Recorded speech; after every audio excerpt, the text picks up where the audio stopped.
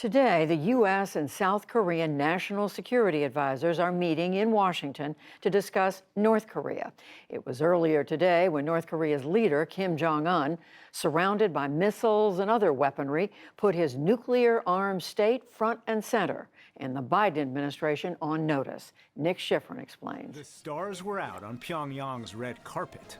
Intercontinental ballistic missiles, a new surface-to-air missile, a new hypersonic glide vehicle, and behind Kim Jong-un himself, what North Korea calls new type gigantic rocket, a flashy flaunting of years of North Korean military and nuclear advancement.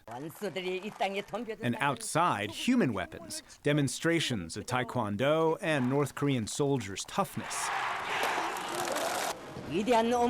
Fighters flying by, to the delight of Kim and a sea of military leaders. The audience for the weapons exhibition, both global and local, says Ankit Panda of the Carnegie Endowment for International Peace. Kim has been quite open about the fact that these are not good times for North Korea. But despite all of this, their national defense program continues. Their defense scientists continue to be innovative. That's really the message here for the internal audience, that Kim Jong-un continues to ensure that North Korea will sustain its autonomy.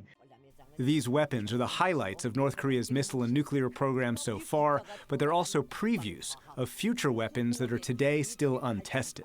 I think Kim is trying to really indicate that he is working his way through a long list of military modernization objectives. This is about leverage for the next time the North Koreans come back to the diplomatic table, and Kim really wants the U.S. to appreciate what they're capable of doing and what they've been capable of doing over the last few years. Last month alone, Pyongyang conducted 3 tests, including the hypersonic missile, the new cruise missile, and a train-based ballistic missile, all designed to improve North Korean missile and nuclear survivability and responsiveness. By placing these missiles on rail cars, they can be placed in tunnels, they can simply be rolled out, erected, and launched. And so that enhances the survivability in principle.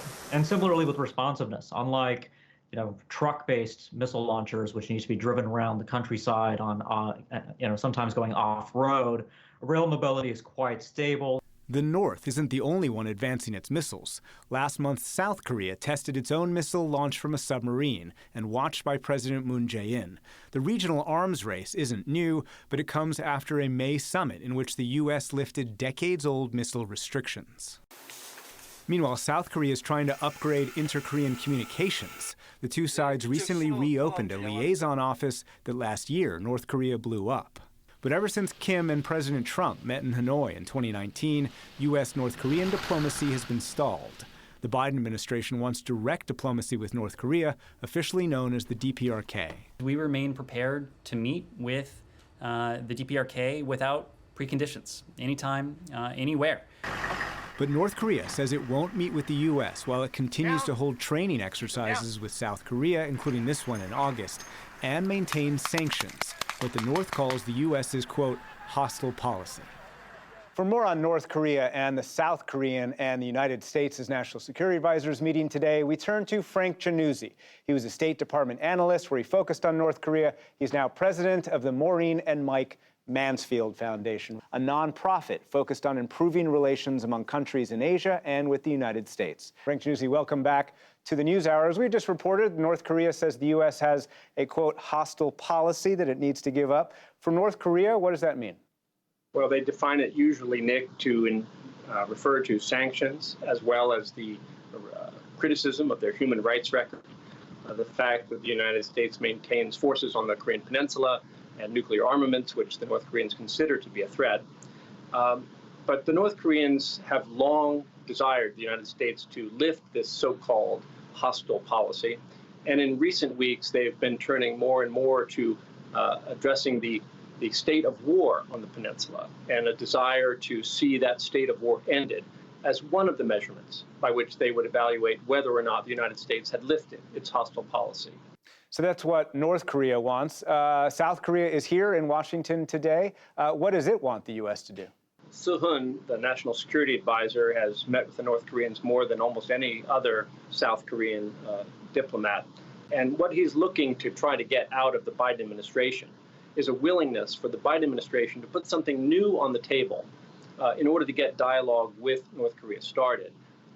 Perhaps sanctions relief, perhaps an end-of-war declaration. the Moon administration is in its final months in office.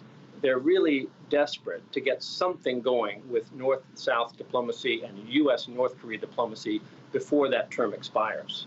And so you have the North Koreans and the South Koreans actually both wanting the U.S. to consider lifting sanctions and consider the official end of the Korean War. Where's the Biden administration? Is it willing to listen to those requests? Well, the Biden administration has pursued what I call a Goldilocks approach to North Korea policy. Not too hard, not too soft, trying to strive for something in the middle, just right. But the problem for Biden is that that policy lacks a degree of creativity necessary to really command North Korea's attention. The Biden administration hoped that by offering talks without preconditions, that they could lure the North Koreans into dialogue. But unfortunately, the North Koreans essentially are demanding that the Biden administration move first on sanctions relief, move first on aid, move first on an end-of-war declaration. And frankly, I don't see any appetite in the Biden administration for those kinds of concessions.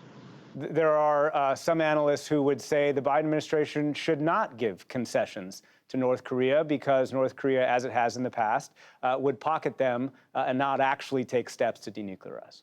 Well, indeed. There's every reason for the Biden administration to be mistrustful of the DPRK's intentions. At the same time, I would hope that Biden would remember the attitude which he adopted in 2001 when Kim Jong-un's predecessor, his father Kim Jong-il, made some overtures to the South and to the United States. And at that point in his Senate career, Senator Biden said that it was vital for the United States to test North Korea's intentions through dialogue.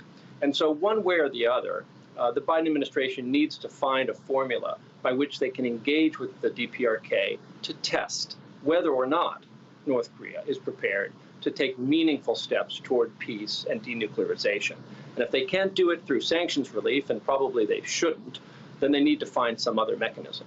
And meanwhile, we are seeing a very confident speech by Kim Jong-un last night and a display of years of military modernization.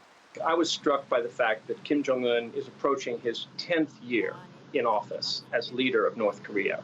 And this is a more confident Kim, one who's willing both to admit the failings of his domestic economic development programs, at the same time that he celebrates what has been meaningful progress in the development of nuclear weapons, more advanced weaponry, and delivery systems for nuclear weapons that can now reach the region, if not all the way to the United States. So Kim Jong-un is perhaps less desperate for dialogue with the United States than he might have been 5 or 6 years ago. And I think this is one of the reasons why he has set the bar higher in terms of conditions on dialogue. Frank Januzzi, thank you very much. Thanks, Nick.